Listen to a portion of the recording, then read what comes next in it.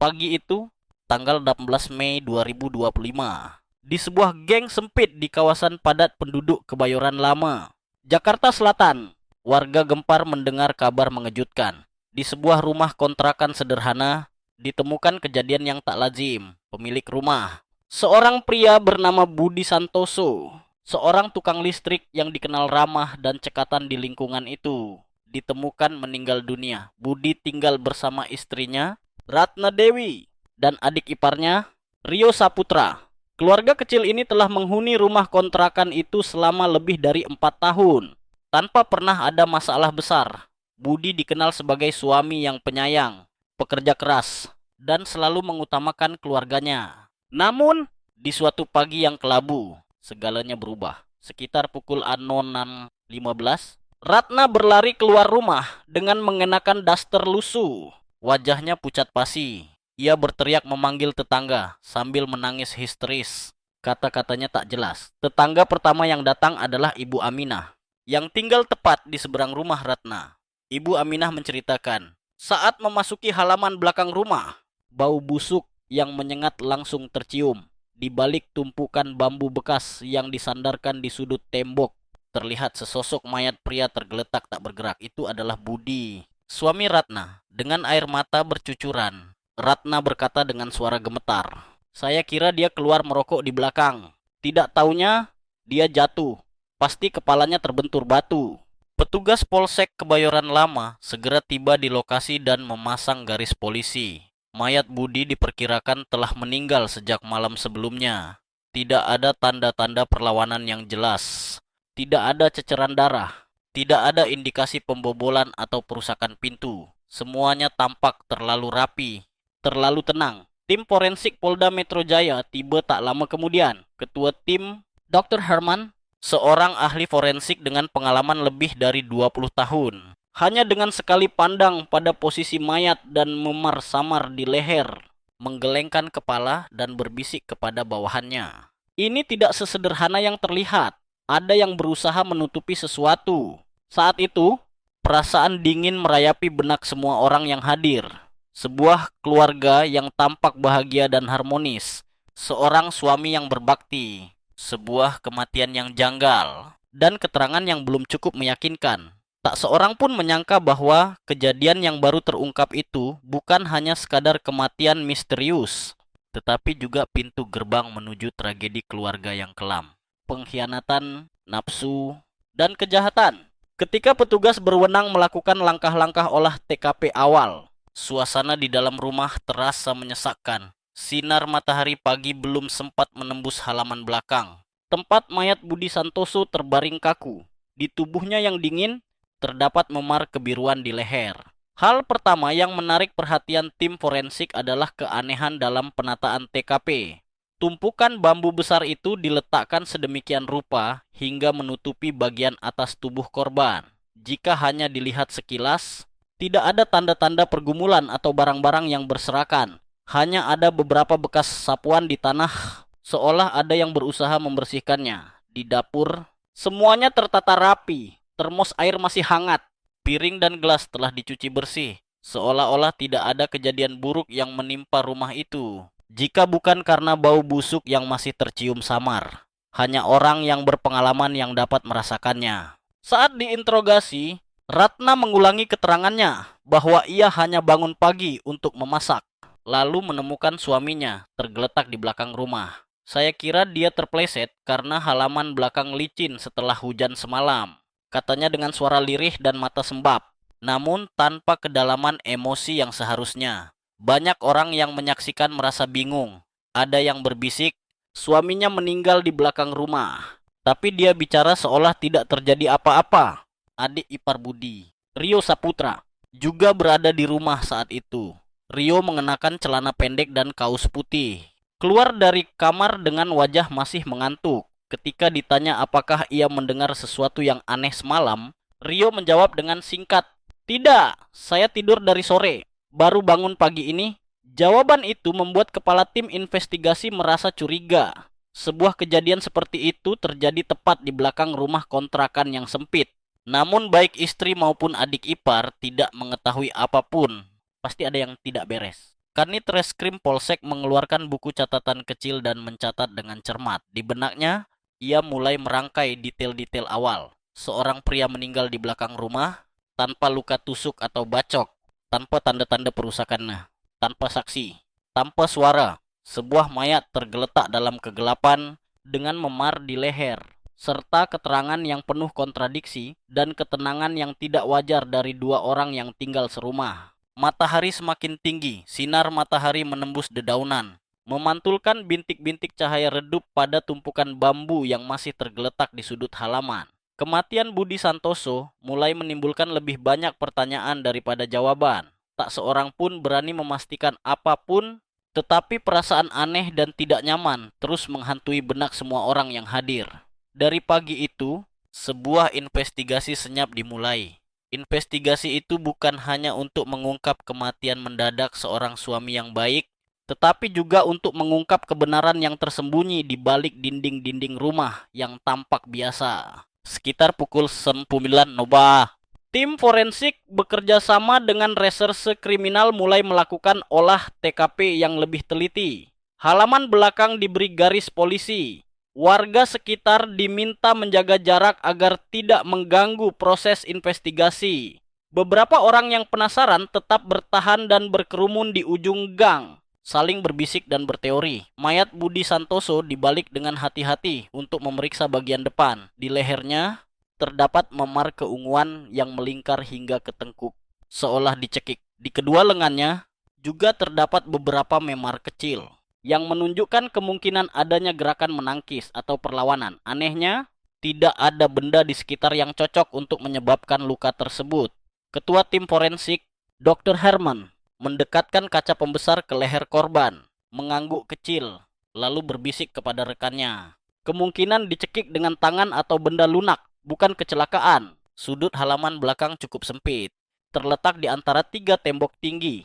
Bagian atasnya ditutupi dengan atap seng rendah, sehingga cahaya sulit menembus. Lantai halaman licin karena air hujan yang masih menggenang dari semalam, tetapi tidak cukup licin untuk menyebabkan seorang pria sehat seperti Budi terjatuh hingga meninggal. Selain itu, posisi mayat tidak tergeletak lebar seperti orang jatuh bebas, melainkan tertekuk ke samping, hampir seperti didorong ke dinding. Detail lain yang menarik perhatian polisi adalah sandal jepit berwarna abu-abu milik korban yang terletak rapi di anak tangga. Hal itu menunjukkan bahwa sebelum meninggal, Budi mungkin sengaja keluar ke halaman tanpa alas kaki. Di saat yang sama, di dapur, seorang polisi muda menemukan tempat sampah yang belum dikosongkan. Saat dibuka, bau aneh langsung tercium. Di dalamnya, terdapat sepasang sarung tangan plastik putih, jenis yang biasa digunakan untuk memasak, dengan beberapa bercak merah kehitaman yang sudah mengering. Ada juga beberapa sobekan tisu dan bercak darah yang meresap ke dalam tisu. Petugas forensik segera menyegel barang bukti tersebut dan mengambil sampel untuk diuji. Rumah itu tidak besar, tetapi setiap sudutnya diperiksa dengan cermat. Di kamar tidur Budi dan Ratna, semuanya tertata rapi secara tidak wajar. Selimut dilipat rapi, tidak bergeser dari tempatnya. Polisi bertanya-tanya, jika baru saja terjadi kejadian yang menyedihkan, mengapa rumah ini tidak ada sedikit pun kekacauan? Tidak ada jejak kaki yang berantakan, tidak ada barang yang berserakan. Kerapian yang dibuat-buat ini justru membuat suasana semakin mencurigakan. Sementara itu, Ratna, sejak petugas melakukan penggeledahan, hanya diam dan duduk lemas di teras rumah sambil menutupi wajahnya dengan tangan. Namun, orang yang berpengalaman seperti penyidik Kompol Agus tidak terpengaruh oleh air mata itu. Ia berbisik kepada rekannya, menangis seperti itu. Tapi tangannya tidak gemetar. Suaranya stabil, emosinya terkontrol. Hati-hati. Rio Saputra tetap bersikap dingin ketika ditanya. Ia menyebutkan dengan tepat setiap jam tidurnya, bahkan menceritakan detail berita di televisi semalam, seolah sudah mempersiapkannya di dalam kepala. Terkadang, orang yang jujur justru tampak bingung, sementara pembohong mengingat semuanya dengan detail yang luar biasa. Detail itu dicatat dengan cermat dalam berita acara pemeriksaan. Setelah selesai mengumpulkan barang bukti dan mencatat kondisi TKP, mayat Budi dibawa ke kamar mayat untuk diotopsi. Warga sekitar mulai membubarkan diri. Tetapi semuanya membawa perasaan yang berat. Ibu Aminah berdiri di depan pintu, menyeka wajahnya dengan tangan, lalu berbisik kepada tetangga. Dia orang baik. Setiap malam selalu membelikan bubur untuk istrinya di ujung gang. Apa mungkin dia mati sia-sia? Kecurigaan merayapi setiap mata. Sebuah kematian tanpa senjata, tanpa suara, tanpa saksi, dan yang terburuk, tanpa tanda-tanda penyesalan dari orang-orang yang tinggal serumah. Pada sore harinya, tim penyidik memanggil Ratna dan Rio ke kantor polisi untuk dimintai keterangan resmi. Meskipun belum dapat menyimpulkan apapun, semua orang merasakan dengan jelas bahwa ini bukan kematian biasa. Seorang pria paruh-baya yang sehat tidak mungkin tiba-tiba meninggal di halaman belakang dalam ruang yang familiar, dengan luka-luka yang samar dan TKP yang ditata seolah baru dibersihkan. Jakarta mulai memasuki musim kemarau. Matahari memang terik, tetapi tidak sebanding dengan dinginnya yang tersembunyi di balik batu bata hangat halaman belakang rumah itu. Kedinginan itu bukan berasal dari cuaca, melainkan dari hati manusia. Keesokan harinya, ketika berita tentang kematian Budi Santoso mulai menyebar di lingkungan itu, tim investigasi khusus dari Polda Metro Jaya diperintahkan untuk turun tangan. Meskipun secara resmi masih merupakan kasus kematian yang belum diketahui penyebabnya, intuisi profesional dari orang-orang yang berpengalaman menunjukkan bahwa ini bukan sekadar kecelakaan. Kompol Agus, yang memimpin langsung tim investigasi, telah menangani banyak kasus pembunuhan yang kompleks. Namun, begitu ia memasuki rumah kontrakan kecil di Gang Sempit, Kebayoran Lama, ia merasakan ada sesuatu yang aneh, bukan hanya karena bau busuk yang masih tercium di halaman belakang, tetapi juga karena suasana dingin yang mencekam. Seolah tempat ini pernah menyaksikan sesuatu yang mengerikan, yang sengaja disembunyikan dengan sangat rapi. Ia meminta agar seluruh TKP diperiksa ulang, tanpa melewatkan setitik debu pun. Setiap sudut rumah, setiap batu bata di halaman, setiap jejak kaki, setiap benda kecil dicatat dengan cermat. Kali ini, tim investigasi dan forensik bekerja 2 kali lebih teliti dari sebelumnya. Dan hasilnya dengan cepat menunjukkan bahwa ada detail-detail awal yang terlewatkan. Tempat sampah di dapur adalah titik pertama yang menarik perhatian Kompol Agus. Tempat sampah itu diletakkan rapat di samping kulkas dan ditutup rapat dengan penutup plastik. Tetapi saat dibuka, bau aneh langsung menyengat. Seorang petugas investigasi mengenakan sarung tangan dan perlahan-lahan mengeluarkan satu persatu isinya. Di dalamnya terdapat sepasang sarung tangan nilon putih yang digulung dan menempel bercak-bercak merah kering. Tidak sulit untuk menebak bahwa itu adalah darah. Selain itu, ada juga tisu, masker bekas, dan yang terpenting, sebuah sendok stainless steel yang sedikit bengkok dengan noda kecoklatan yang menempel. Kompol Agus tidak berkata apapun, hanya memberi isyarat untuk mengumpulkan seluruh barang bukti untuk disegel dan diuji. Matanya berhenti lebih lama pada sarung tangan. Dalam pengalamannya, selama bertahun-tahun menyelidiki kasus pembunuhan, ia tahu satu hal. Pembunuh yang tidak profesional akan selalu melakukan kesalahan dalam proses membersihkan TKP. Melanjutkan pemeriksaan di halaman belakang. Sebuah goresan kecil di dekat dinding membuat seorang petugas investigasi terkejut. Goresan ini tidak besar, tetapi seolah-olah ada yang menyeret sesuatu yang berat di atasnya. Dari goresan tersebut hingga tepat ke posisi tempat Budi terbaring kemarin, jaraknya pas. Jika diperhatikan dengan saksama, dapat dilihat bahwa pasirnya sedikit mengendap, meskipun ada yang sengaja menyapunya dengan sapu. Detail lain yang menunjukkan bahwa TKP telah diubah. Lebih khusus lagi, pada bagian atap seng yang menutupi halaman belakang, sebuah kamera kecil yang terletak dekat dengan tepi dinding rumah tetangga secara tidak sengaja mengarah ke sudut halaman rumah Budi. Biasanya, tidak ada yang memperhatikan kamera itu karena tujuannya adalah untuk memantau gerbang belakang rumah di seberang. Tetapi jika beruntung, kamera itu mungkin telah merekam sesuatu yang berusaha disembunyikan oleh seluruh TKP. Seorang petugas investigasi mengetuk pintu rumah tetangga dan meminta izin untuk melihat data rekaman. Pemilik rumah mengizinkan. Kamera itu adalah jenis lama, tidak terlalu jernih, tetapi merekam secara terus-menerus selama 7 hari sebelum menimpa rekaman sebelumnya. Adegan dari tengah malam hingga menjelang subuh pada hari kejadian diperiksa dengan cermat oleh seluruh tim investigasi. Tidak terlalu jelas, tetapi tepat pada pukul 2:58 pagi, ada sesosok orang keluar dari dalam rumah ke halaman. Orang itu bertubuh ramping dan bergerak dengan cepat, tetapi tidak tergesa-gesa. Tidak ada lampu, tidak ada suara. Kemudian, 4 menit kemudian, sesosok orang lain dari halaman belakang dengan tenang masuk ke dalam rumah. Tidak jelas, tetapi sepertinya ada 2 orang yang masuk dan keluar di malam yang sama, di TKP yang sama. Kasus ini jelas mulai bergerak ke arah yang berbeda. Kompol Agus menatap sosok-sosok itu di layar untuk waktu yang lama. Instingnya berbicara dengan sangat jelas. Pelaku kematian Budi Santoso tidak berada jauh dan kemungkinan besar sedang tinggal di rumah itu. Makan, minum, tidur di bawah atap yang sama. Namun tetap tenang seolah tidak terjadi apa-apa. Sementara tim investigasi berfokus pada analisis data dari kamera. Detail lain tiba-tiba ditemukan di area jemuran di belakang rumah. Itu adalah kemeja putih, terbuat dari kain tipis dan ringan, digantung di antara beberapa handuk dan kain lap. Label merek pakaian masih terlihat jelas.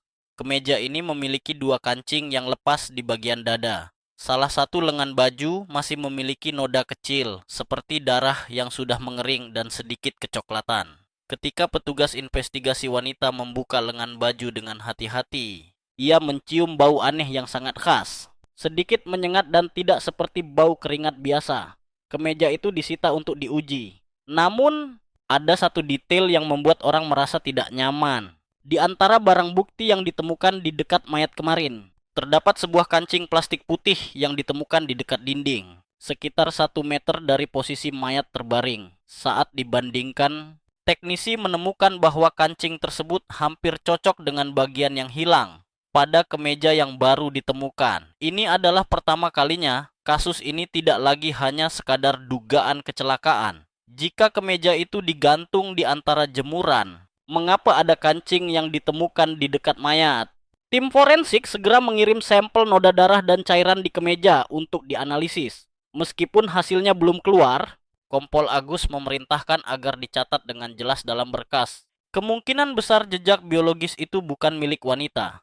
Ia pernah menyaksikan banyak kasus perselingkuhan yang berujung pada pembunuhan. Tetapi jika ini benar-benar sisa-sisa pergumulan, maka kasus ini mungkin lebih kompleks. Ratna diundang untuk mengidentifikasi kemeja itu. Awalnya, ia menjawab dengan tidak jelas bahwa ada banyak kemeja putih yang mirip. Jadi ia tidak yakin milik siapa. Namun, ketika ia diminta membandingkannya dengan kemeja-kemeja di lemari pribadinya, Ratna dengan enggan mengakui. Ya, sepertinya itu kemeja saya. Wajahnya tampak bingung, matanya menghindar, dan jawabannya tidak lancar. Hal ini dengan cepat dicatat. Penyidik terus bertanya, "Kapan biasanya Anda mengenakan kemeja putih?" Ratna menjawab dengan lirih, "Biasanya untuk bekerja saja. Kadang-kadang dipakai di rumah karena nyaman." Namun, detail itu tidak cocok dengan keterangannya sebelumnya, bahwa ia mengenakan pakaian tidur dan sudah tidur sejak pukul 22-an Ruadiah. Jadi, jika ia sudah tidur sejak sore, mengapa kemeja yang biasa dipakai untuk bekerja memiliki noda darah dan kancing yang lepas? Dan mengapa kemeja itu ditemukan di jemuran tepat pada hari kematian suaminya? Semua pertanyaan ini seperti jarum kecil yang menusuk benak pendengar. Wanita yang duduk di hadapan para penyidik itu tampak rapuh, matanya sembab, dan wajahnya lemah. Tetapi apa yang ia tinggalkan di sekitar TKP justru menceritakan kisah yang sama sekali berbeda. Sebuah kisah yang tidak mungkin lagi dikendalikan oleh Ratna. Di saat yang sama, tim teknis melakukan pemeriksaan lebih lanjut di area saluran air di dekat halaman belakang. Di selokan kecil di dekat dinding rumah, mereka menemukan sepotong kain tipis tersangkut di saringan. Itu adalah sehelai benang putih, panjang hampir 2 cm. Mungkin itu adalah serat kemeja. Jika terkonfirmasi jenis kain yang sama, itu akan menjadi mata rantai berikutnya yang menghubungkan dapur ke halaman belakang. Dan dari halaman belakang ke posisi mayat, sebuah perjalanan aneh yang tidak pernah disangka oleh orang yang mengenakan kemeja putih itu. Kompol Agus berdiri diam di dapur yang sempit, matanya menatap setiap barang, seolah berusaha merangkai seluruh cerita di dalam kepalanya. Dalam profesinya, ia memahami dengan jelas satu hal, TKP tidak bisa berbohong. Tetapi orang yang hidup bisa berbohong dengan sangat baik, dan terkadang justru dari sebuah kemeja yang tampak tidak berbahaya, kebenaran mulai terungkap sedikit demi sedikit. Pada sore itu, ketika tim investigasi masih fokus pada analisis barang bukti, telepon meja di kantor polisi tiba-tiba berdering. Itu adalah panggilan anonim. Suara penelepon adalah suara seorang wanita. Lirih tetapi sangat jelas. Saya tidak bisa menyebutkan nama saya, tapi saya tahu di halaman belakang rumah itu ada kemeja. Seseorang sengaja menyembunyikannya untuk menghapus jejak. Kemeja putih yang dijemur di sudut kiri jemuran. Tolong periksa lagi. Setelah mengatakan itu, wanita itu segera menutup telepon tanpa meninggalkan nomor atau identitas. Namun, yang perlu diperhatikan adalah bahwa panggilan itu dilakukan hanya beberapa jam setelah kemeja itu disita oleh tim investigasi. Jika bukan orang dalam, mengapa orang itu tahu persis warna kemeja, posisi jemuran, dan isinya terkait dengan jejak yang dihapus? Kompol Agus menarik napas dalam-dalam setelah mendengar itu. Ia memberi isyarat kepada seorang petugas investigasi untuk segera memeriksa riwayat panggilan terakhir di area itu, sekaligus memeriksa informasi orang-orang yang dikenal dan tetangga sekitar. Sementara ia memerintahkan teknisi untuk melacak panggilan tersebut. Tim investigasi beralih ke interogasi terpisah terhadap setiap orang di rumah itu. Kali ini, Ratna diundang ke ruang interogasi pertama. Ketika ditanya kembali tentang jadwalnya pada malam kejadian, ia menceritakan hal yang persis sama seperti sebelumnya. Mematikan lampu tidur pukul 22 WIB dan tidak tahu kemana suaminya pergi. Ia baru menemukan mayatnya di pagi hari. Kompol Agus tidak mengejarnya. Dengan lembut mengajukan beberapa pertanyaan sederhana, tetapi matanya mengamati dengan cermat setiap kedipan mata, setiap reaksi kecil. Apa Anda yakin dari pukul 22 Buataba malam itu hingga pagi berikutnya Anda tidak meninggalkan tempat tidur? Ratna terdiam sesaat, lalu mengangguk. Apakah ada saksi yang bisa membenarkan? Ya, sepertinya Rio. Dia tidur di kamar seberang. Pintu ditutup. Jadi dia pasti tidak tahu. Itulah titik yang langsung dicatat oleh Kompol Agus. Jika tidak ada saksi yang bisa membenarkan, mengapa Ratna yakin Rio tidur sepanjang malam? Dan mengapa ia menggunakan kata-kata sepertinya tidak tahu? Seorang istri, jika benar-benar berduka atas kematian suaminya, seharusnya panik, bingung, dan tidak terkendali. Tetapi Ratna justru sebaliknya. Semakin ia berbicara, semakin ia tampak tenang secara aneh. Setelah itu, Rio Saputra diundang untuk dimintai keterangan. Pria muda itu tampak malu-malu dan gelisah di kursi. Ketika ditanya tentang waktu tidurnya, ia menceritakan dengan sangat detail. Makan malam pukul 19.02. Mencuci piring, lalu masuk kamar dan menonton televisi hingga sekitar pukul 22.00. Lalu mematikan lampu dan tidur. Ketika ditanya apakah ia mendengar suara aneh dari halaman belakang, Rio menggelengkan kepala. Saya tidur nyenyak. Saya tidak tahu apa-apa. Apakah kamar kamu ada jendelanya? Ia menjawab, ya, menghadap ke halaman belakang. Tapi saya menutup tirai. Jawaban itu membuat semua orang di ruangan saling memandang. Seseorang biasanya saat tidur tidak tahu apapun yang terjadi ya, tetapi masih ingat dengan jelas bahwa ia telah menutup tirai jendela. Keterangan Ratna dan Rio memiliki beberapa poin aneh. Keduanya tampaknya sedang menghafal naskah, mengulangi setiap detail kecil. Tetapi ketika ditanya silang, celah-celah mulai muncul. Tim investigasi mencatat perbandingan dan menempatkan setiap bagian ke dalam gambaran yang utuh. Kemeja bernoda darah, panggilan anonim, kancing yang ditemukan di dekat mayat, dan sekarang keterangan yang sinkron secara mencurigakan. Sebuah pertanyaan muncul di benak Kompol Agus. Siapa yang melakukan panggilan telepon itu? Dan apakah orang itu berusaha membantu memecahkan kasus? Atau hanya berusaha mengarahkan penyelidikan? Dalam kegelapan yang mulai terungkap, kebenaran mulai terbentuk. Tetapi masih belum cukup, masih ada bagian yang hilang agar semuanya menjadi lebih jelas. Dan terkadang, justru kecemasan pelaku kejahatan yang secara tidak sengaja mengungkap rahasia yang mereka coba sembunyikan sedalam mungkin. Pada malam harinya, tim investigasi kembali ke rumah itu untuk melakukan reka ulang TKP. Kali ini, mereka membawa peralatan, perlengkapan, lampu sorot, dan diagram pergerakan. Tujuannya adalah untuk merekonstruksi seluruh pergerakan yang mungkin terjadi dari sekitar pukul 10 Montplono hingga 04.00 pagi pada hari kejadian. Rumah kecil itu tidak memiliki terlalu banyak sudut, tetapi cukup tersembunyi, sehingga jika seseorang berniat menyembunyikan sesuatu, mereka dapat melakukannya tanpa meninggalkan jejak yang jelas. Dimulai dari kamar tidur pasangan Budi dan Ratna. Kamar itu hanya dipisahkan dari halaman belakang oleh pintu kayu tipis tanpa kunci. Jika diasumsikan Budi keluar ke halaman sekitar pukul 12 atau 03 pagi, maka tindakan membuka pintu, langkah kaki, dan pergerakan di halaman dapat terdengar jika ada yang masih terjaga. Namun, kedua orang yang tinggal di rumah itu mengaku telah tidur nyenyak sejak sebelum pukul 22 dia.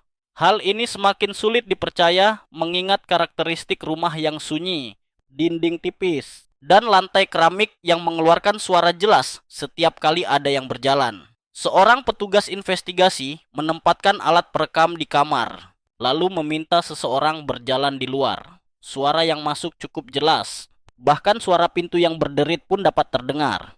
Jadi, jika malam itu ada dua orang yang keluar ke halaman seperti yang direkam oleh kamera tetangga, apakah ada yang benar-benar tidur nyenyak hingga tidak mendengar apapun? Tim teknis terus mengukur jarak dari posisi halaman belakang ke titik ditemukannya mayat.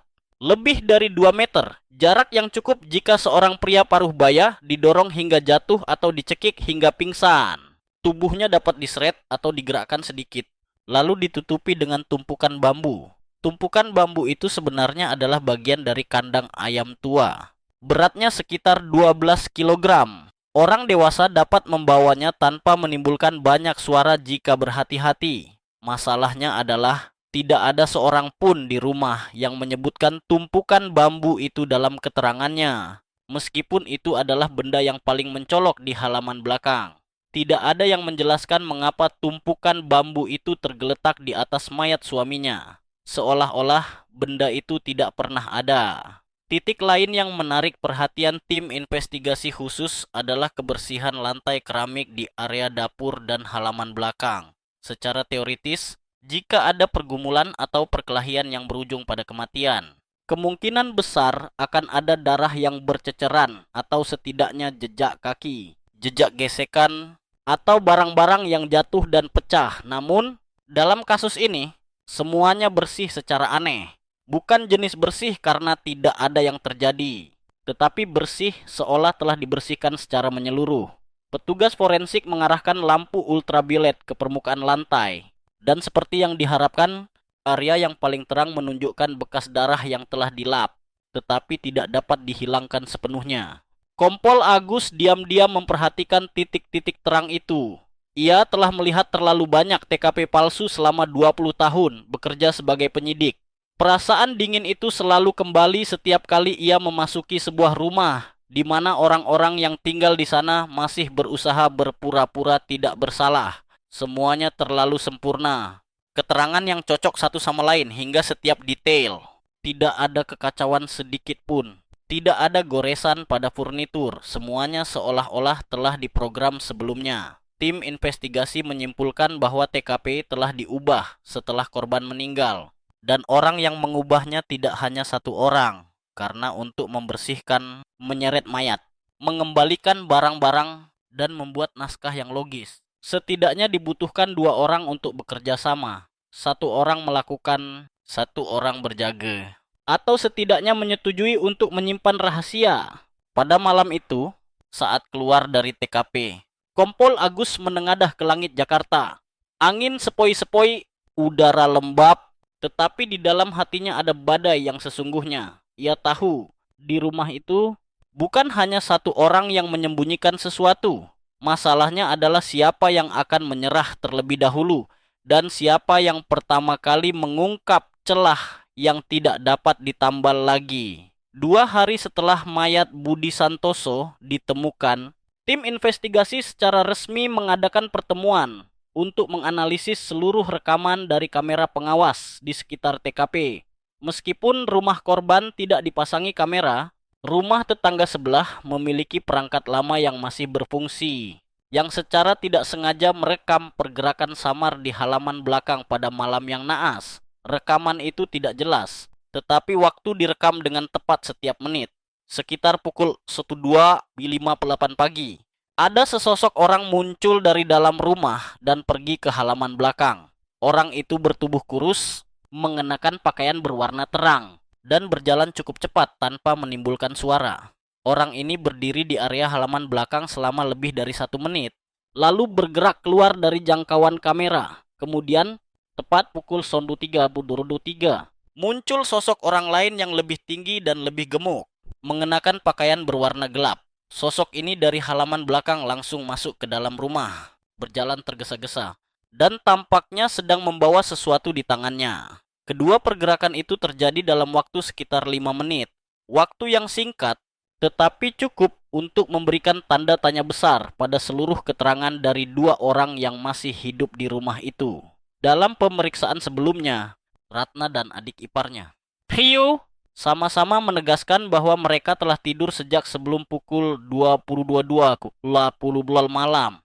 Tidak ada seorang pun dari mereka yang menyebutkan bahwa mereka bangun di tengah malam. Juga tidak ada yang menyebutkan suara atau gerakan apapun setelah tengah malam. Mereka mengatakan hal yang sama hingga terlalu kebetulan. Terlalu kebetulan.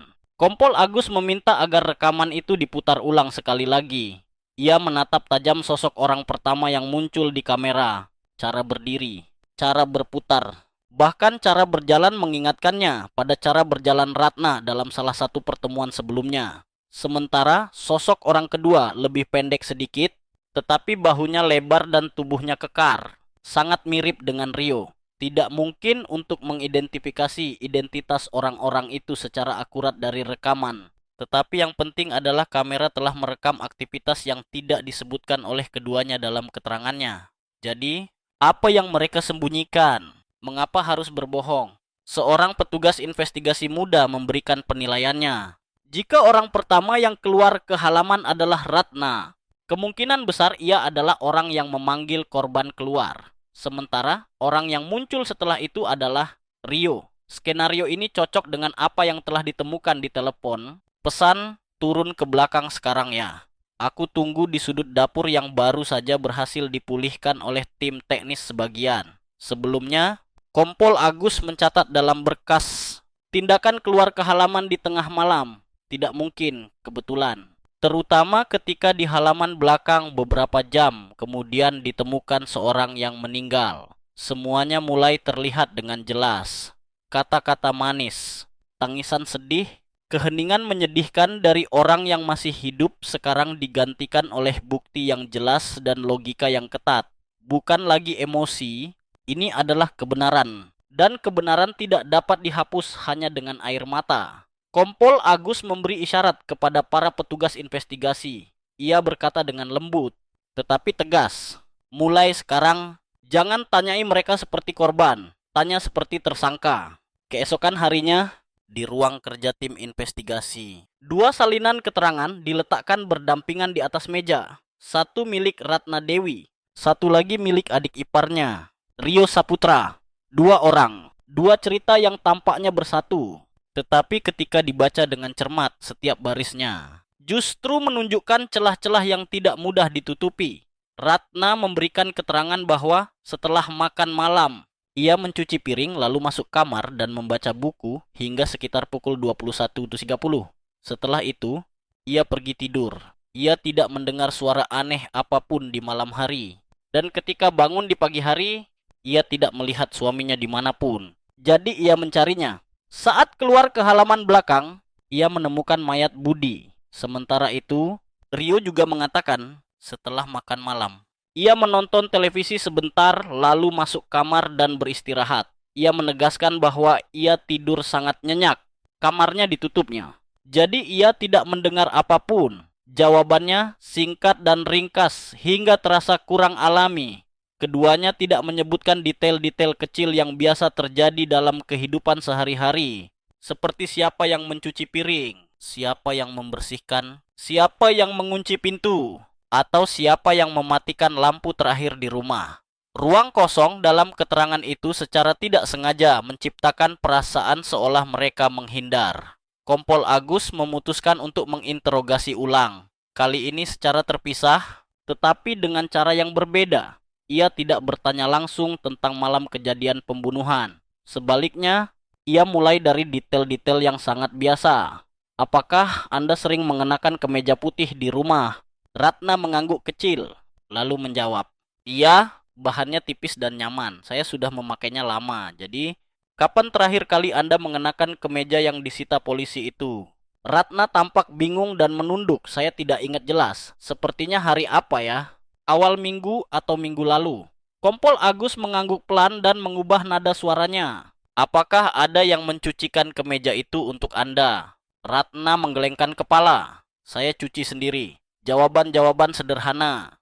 Tetapi cara ia ragu-ragu di setiap pertanyaan justru mengatakan lebih banyak daripada keterangan apapun. Beberapa jam kemudian, Rio diundang masuk. Kompol Agus tetap bersikap lembut dan bertanya tentang kebiasaan sehari-hari dalam keluarga. Ketika ditanya tentang waktu tidurnya, Rio menjawab dengan cepat. Sekitar pukul 22 bulan, lebih sedikit. Apakah kamu mengunci pintu kamar? Tidak, hanya menutupnya saja. Apakah kamu mendengar suara aneh dari arah halaman belakang? Rio terdiam beberapa saat, lalu menggelengkan kepala. Jawaban itu membuat para petugas investigasi mengamatinya dengan lebih cermat. Raut wajah dan mata Rio bergerak-gerak, tidak menatap langsung orang yang bertanya. Sikap ini sama sekali berbeda dengan hari pertama ketika ia masih bersikap cuek dan tidak berperasaan. Sekarang ada kecemasan yang bercampur dengan sedikit ketakutan. Ketika ditanya tentang kemeja putih Ratna, Rio menjawab seperti mesin. Saya tidak memperhatikan, tetapi matanya bergerak-gerak ketika disebutkan kata Bernard. Adarah, sebuah ekspresi kecil, tetapi tidak luput dari perhatian orang-orang yang berpengalaman. Di saat yang sama, di ruang teknis, tim forensik telah mengirimkan laporan sementara. Hasil pemeriksaan kemeja putih menunjukkan adanya jejak cairan tubuh pria di lengan dan dada kemeja. Sampel DNA sedang diidentifikasi secara spesifik, tetapi kemungkinannya cocok dengan korban sangat tinggi. Ketika informasi ini diteruskan kepada Kompol Agus, ia tahu segalanya mulai terurai. Mata rantai kecil secara bertahap tertutup membentuk lingkaran yang tidak dapat dipatahkan. Masalahnya bukan lagi apakah mereka berbohong atau tidak, tetapi seberapa lama mereka bisa terus berbohong. Ketika tim investigasi kembali ke TKP untuk ketiga kalinya, untuk memeriksa ulang area kandang ayam tua di dekat halaman belakang. Sebuah benda kecil tiba-tiba ditemukan di bawah lapisan batu bata yang tertutup daun-daun kering. Itu adalah secarik kertas yang dilipat, kotor karena debu dan tinta yang sedikit buram. Tetapi tulisan di dalamnya masih terbaca dengan jelas. Jangan ngaku apa dua, kita aman.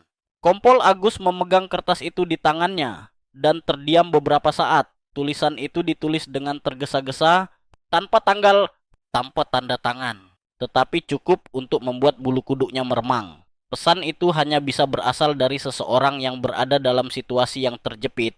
Entah itu janji atau ancaman terselubung. Sebuah kode antara dua orang yang pernah berbagi rahasia yang mematikan. Kertas itu dikirim untuk diuji tulisan tangannya. Sambil menunggu hasilnya, tim teknis melanjutkan pekerjaan memulihkan data dari telepon genggam Budi Santoso. Meskipun sebagian data telah direset dengan perangkat lunak pemulihan yang canggih, beberapa pesan berhasil ditemukan. Salah satunya membuat seluruh tim investigasi terdiam. Pesan itu dikirim ke telepon korban pada pukul 1:01 3 pagi, hanya beberapa jam sebelum ia ditemukan meninggal. Isinya, turun ke belakang ya.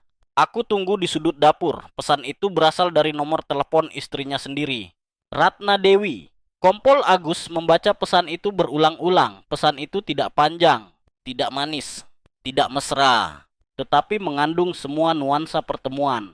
pertemuan di tengah malam. Bukan antara dua orang biasa, tetapi antara suami dan istri di rumah yang sedang tidur lelap. Atau lebih buruk, antara istri dan seseorang yang bukan suaminya. Kertas itu, kemeja bernoda darah, bekas sapuan di lantai, sosok orang di kamera, dan sekarang pesan di tengah malam. Semuanya berkumpul menjadi jaringan yang tegang, mencekik orang-orang di rumah kecil itu tanpa jalan keluar. Di saat yang sama, tim teknis juga menemukan detail lokasi telepon Rio Saputra dalam 3 bulan terakhir. Jumlah Rio muncul di dekat perusahaan tempat Ratna bekerja meningkat tajam. Ada hari-hari di mana ia muncul 3 kali, pagi, siang, dan sore. Awalnya tampak acak, tetapi ketika data itu dirangkai, itu menunjukkan jadwal yang teratur seperti mengantar dan menjemput. Hal ini membuat tim investigasi berspekulasi apakah ada hubungan yang lebih dalam antara Rio dan Ratna, sebuah hubungan yang tidak ingin diakui oleh siapapun. Sebuah hubungan yang jika terungkap dapat menjadi motif untuk kejahatan. Hipotesis itu bukan lagi sekadar dugaan, melainkan sedang dilengkapi dengan bukti konkret. Kasus pembunuhan di Kebayoran Lama bukan hanya sekadar kasus pembunuhan, melainkan sedang mengungkap sisi gelap di mana kepercayaan dalam keluarga ditukar dengan kebohongan, di mana pengkhianatan dapat menyebabkan kematian. Kompol Agus memandang kertas yang dilaminating, lalu memandang pesan yang dicetak di atas kertas. Ia tahu, pintu kebenaran telah dibuka, hanya perlu dorongan terakhir agar semuanya runtuh. Ketika tim investigasi melakukan pencocokan data lokasi dari telepon Rio dengan jadwal kerja Ratna dalam 3 bulan terakhir, satu hal membuat semua orang harus memperhatikan. Hampir setiap hari dari Senin hingga Jumat, telepon Rio muncul di lokasi yang berjarak kurang dari 100 meter dari perusahaan tempat Ratna bekerja pada pagi hari dan sore hari. Sejarah pergerakan itu berulang secara teratur seperti jam tepat pada jam kerja. Satu-satunya cara untuk menjelaskan hal ini adalah Rio telah mengantar dan menjemput Ratna bekerja dalam waktu yang lama. Secara teoritis, adik ipar mengantar kakak perempuannya bekerja bukanlah hal yang aneh. Tetapi masalahnya adalah dalam keterangan awal, keduanya tidak menyebutkan detail itu. Bahkan, ketika ditanya, Ratna menegaskan bahwa ia pergi bekerja dengan sepeda motor sendiri. Sementara Rio mengatakan kadang-kadang ia memberikan tumpangan jika sepeda kakaknya rusak. Keterangan yang bertentangan langsung dengan data teknis. Lebih jauh lagi, tim teknis meminta surat perintah untuk memeriksa data di telepon Rio. Meskipun sebagian besar gambar telah dihapus, dengan perangkat lunak pemulihan sementara, lebih dari 60 gambar berhasil dipulihkan. Di antara gambar-gambar itu, setidaknya ada 12 foto selfie yang diambil di kamar tidur dengan latar belakang yang familiar, yaitu Gordon merah muda pudar yang kemudian dipastikan sebagai Gordon di kamar Ratna. Kedua orang itu berdiri berdekatan, wajah mereka tersenyum tipis. Beberapa foto dengan jelas menunjukkan tangan Rio diletakkan ringan di bahu Ratna. Hal yang membuat tim investigasi merinding bukanlah fakta bahwa mereka berfoto bersama, melainkan tatapan yang mereka berikan satu sama lain dalam foto. Sebuah kedekatan yang tidak mungkin diklaim sebagai hubungan saudara di dalam rumah. Tatapan yang terlalu hangat, terlalu lembut, terlalu pribadi. Selain itu, tim investigasi juga menemukan 2 rekaman suara yang belum dihapus dengan durasi lebih dari 1 menit. Suara dalam rekaman itu adalah suara seorang wanita yang berbisik, "Aku takut kalau Mas Budi tahu, kita tidak tahu apa yang akan terjadi." Lalu sebuah suara pria menjawab dengan pelan, tetapi tegas, "Aku sudah memikirkannya, biar aku yang urus." Tidak ada nama, tidak ada waktu rekaman yang jelas. Tetapi suara dan intonasi keduanya cocok dengan ucapan Ratna dan Rio dalam pertemuan-pertemuan sebelumnya. Bukan lagi dugaan. Ini adalah konfirmasi tanpa kata. Sebuah hubungan yang melampaui batas moral dalam satu atap rumah. Sebuah bibit untuk tragedi. Kompol Agus menerima hasil identifikasi gambar pada pukul 18 sore.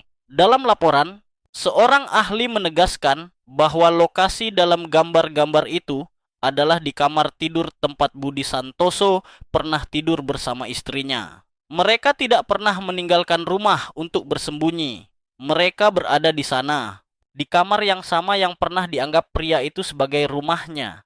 Kompol Agus menutup berkas itu dan duduk bersandar untuk waktu yang lama. Dalam profesi ini, ia memahami dengan jelas satu hal.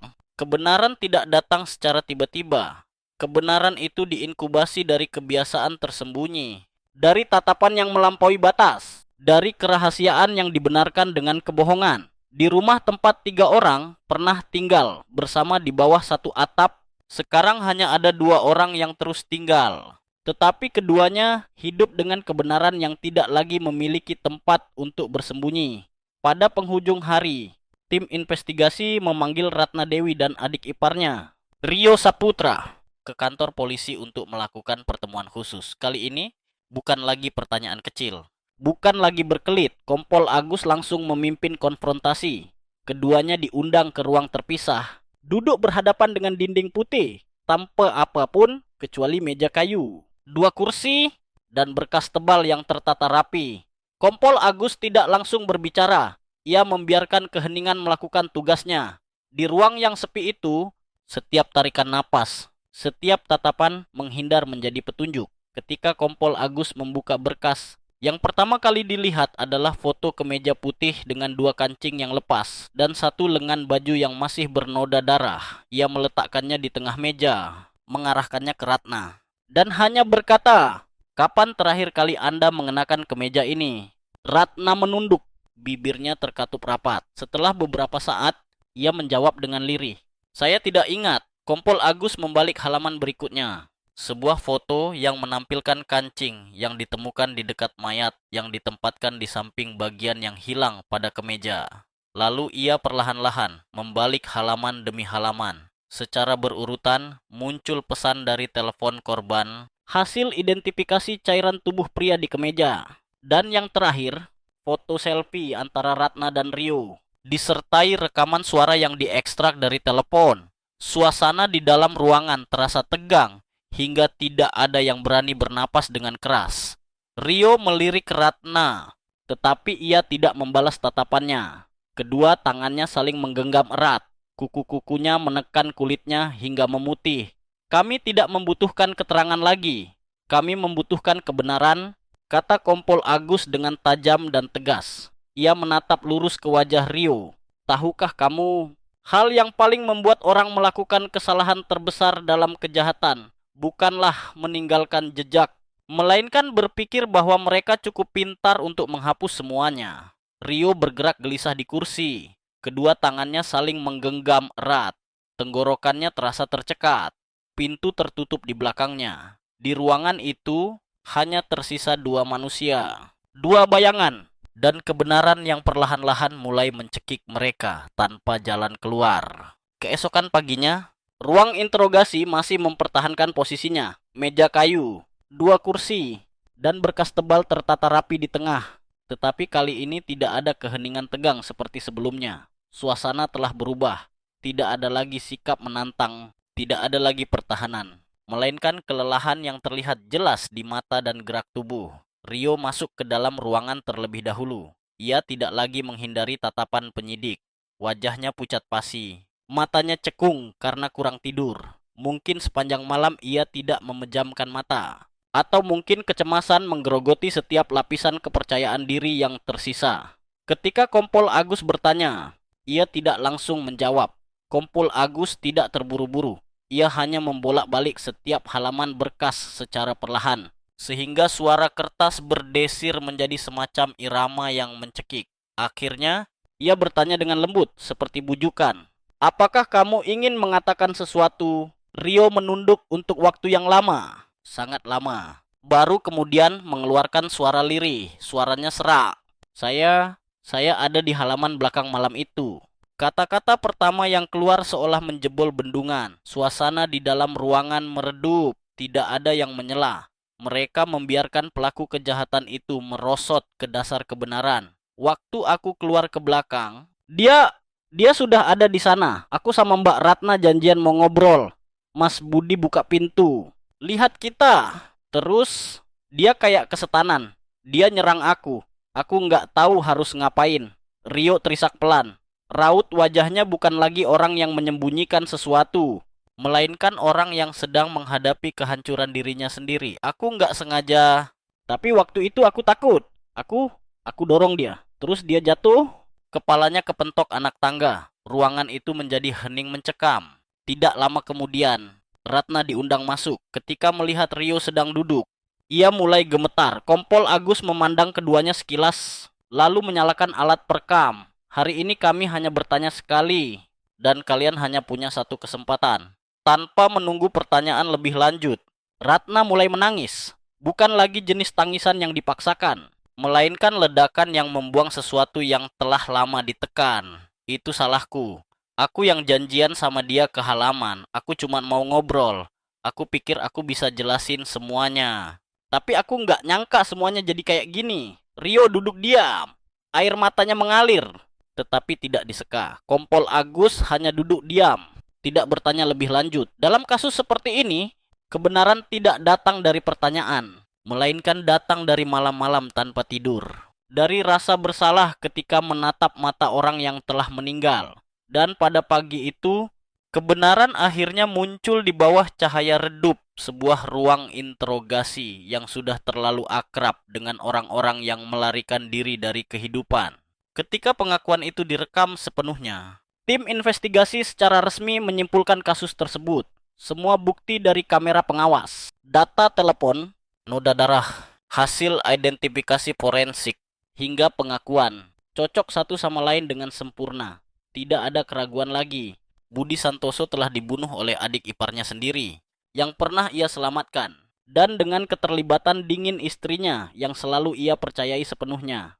Laporan akhir setebal lebih dari 200 halaman, penuh dengan detail yang menusuk. Tetapi yang paling menyakitkan bukanlah teknik pembunuhannya, melainkan alasan dibaliknya. Sebuah hubungan tersembunyi yang dipelihara dalam kegelapan. Sebuah pengkhianatan yang berkepanjangan, diam-diam, dan kejam. Semuanya terjadi tepat di rumah yang pernah dianggap pria malang itu sebagai rumahnya. Kompol Agus, yang bertanggung jawab atas kasus ini, duduk berlama-lama di ruang kerja setelah menyelesaikan semua prosedur. Ia memandang foto keluarga korban saat masih hidup. Sebuah makan malam sederhana. 3 orang duduk tersenyum di bawah lampu kuning. Wajah Budi dalam foto tampak baik hati. Tatapannya hangat. Tak seorang pun dapat membayangkan bahwa hanya beberapa bulan kemudian, ia akan menjadi korban kejahatan yang berasal dari orang-orang yang paling ia cintai. Kompol Agus melepas kacamatanya dan menghela napas pelan. Selama lebih dari 20 tahun berprofesi, ia telah melihat berbagai jenis kejahatan. Tetapi mungkin tidak ada yang membuat orang lebih sakit daripada kasus-kasus yang terjadi di dalam keluarga. Di tempat yang seharusnya menjadi tempat teraman, tetapi justru menjadi panggung untuk kebohongan, nafsu, dan kekejaman merajalela. Rio dipindahkan ke tahanan sementara pada malam itu. Ia diam, tidak melawan ketika diborgol. Ia hanya bertanya satu pertanyaan. Bagaimana dengan Mbak Ratna? Tidak ada yang menjawab pertanyaan itu. Ratna duduk sendirian di ruang interogasi yang lampunya sudah dimatikan. Air matanya sudah mengering. Wajahnya tidak lagi menunjukkan jejak wanita yang pernah berusaha bersikap tenang di hadapan setiap pertanyaan. Sekarang hanya ada keputusasaan. Seolah-olah jiwanya telah pergi sejak Budi jatuh ke lantai keramik yang dingin. Berkas ditutup, tetapi cerita belum selesai. Karena di rumah kecil tempat kejahatan terjadi, masih ada seorang anak berusia 6 tahun, Putri Budi dan Ratna. Anak itu tidak tahu apa-apa tentang apa yang telah terjadi, kecuali bahwa pada pagi itu ia menangis ketika tidak melihat ayahnya mengantarnya ke sekolah seperti biasanya. Kematian Budi bukan hanya akhir dari satu nyawa, melainkan awal dari kesedihan yang membara, menghantui, dan berlangsung sepanjang masa kecil anak yang tidak bersalah itu. Kejahatan apapun akan terungkap, tetapi konsekuensinya tidak selalu dapat dihilangkan sepenuhnya. Sidang pengadilan kasus Budi Santoso dibuka pada Senin pagi di awal Juni ketika matahari di Jakarta mulai membakar dari pagi hari. Warga Kebayoran Lama berkumpul di depan Pengadilan Negeri Jakarta Selatan, berebut masuk dan menyaksikan persidangan yang selama berbulan-bulan telah menggemparkan seluruh kota. Media lokal menyebutnya sebagai kasus yang paling menggemparkan tahun ini. Namun, Bagi banyak orang yang duduk di dalam ruang sidang hari itu, kasus itu bukan hanya sekadar berita atau angka, melainkan tragedi yang nyata, menyakitkan dan menusuk hati. Tidak berbeda dengan pisau yang memotong dalam-dalam. Ratna muncul mengenakan pakaian putih abu-abu yang kusut. Wajahnya pucat pasi, matanya cekung. Rio dibawa masuk dalam pengawasan ketat. Wajahnya tampak pucat pasi karena hari-hari panjang di tahanan sementara. Keduanya menundukkan kepala, tidak berani melihat ke ruang sidang yang memandang mereka dengan mata penuh amarah dan kesedihan. Duduk di barisan depan adalah ibu korban. Seorang wanita tua berusia lebih dari 70 tahun dengan rambut putih yang dikhrom, punggung yang bungkuk. Kedua tangannya memeluk cucu perempuannya yang berusia 6 tahun dan tertidur di pangkuannya. Anak itu belum memahami sepenuhnya apa yang sedang terjadi dengannya. Sidang hari ini hanya pagi yang tidak bisa pergi ke sekolah, tidak ada ayah yang menggandeng tangan, dan tidak ada ibu yang mengikat rambutnya seperti biasanya. Ketua Majelis Hakim memulai dengan mengumumkan seluruh dakwaan. Rio didakwa dengan pembunuhan berencana dengan pemberatan bahwa ia memiliki hubungan saudara dengan korban. Tindakannya dipastikan dengan sengaja melakukan penutupan setelah melakukan tindak pidana, menyebabkan dampak yang sangat serius. Ratna tidak didakwa dengan pembunuhan, tetapi didakwa dengan tindakan menyembunyikan tindak pidana dan tidak melaporkan tindak pidana disertai dengan faktor moral yang sangat berat karena korban adalah suami yang sah, tinggal serumah, dan memiliki anak yang sama. Selama hampir 3 jam persidangan, Majelis Hakim mendengarkan kembali seluruh isi kasus. Dari keterangan awal hingga bukti identifikasi, rekaman pengawas, pesan telepon, dan bahkan foto selfie yang berhasil dipulihkan. Setiap detail seperti dibalikkan sekali lagi seperti pisau yang mengiris luka orang yang telah meninggal dan juga orang yang masih hidup. Ketika diberikan kesempatan terakhir sebelum pengadilan bermusyawarah, Rio hanya mengatakan satu kalimat dengan suara serak. Saya mohon maaf. Saya minta maaf pada semua orang. Semoga ibu memaafkan saya. Ratna terisak dalam air mata. Saya tidak membela diri apapun. Saya hanya berharap putri saya di kemudian hari dapat melupakan kejadian ini dan menjalani hidup yang damai. Saat pengadilan membacakan putusan, seluruh ruang sidang terdiam. Sebuah keheningan yang merinding. Tidak ada yang bernapas dengan keras. Tidak ada yang bergerak. Pengadilan memutuskan Rio dihukum mati karena pembunuhan. Putusan itu diumumkan dengan jelas dan tegas, tanpa berkelit. Satu nyawa telah direnggut karena keserakahan, nafsu, dan pengkhianatan. Harga yang tidak lain adalah nyawa. Sementara Ratna, Majelis Hakim memvonis hukuman penjara 20 tahun disertai usulan untuk melakukan pembinaan jangka panjang.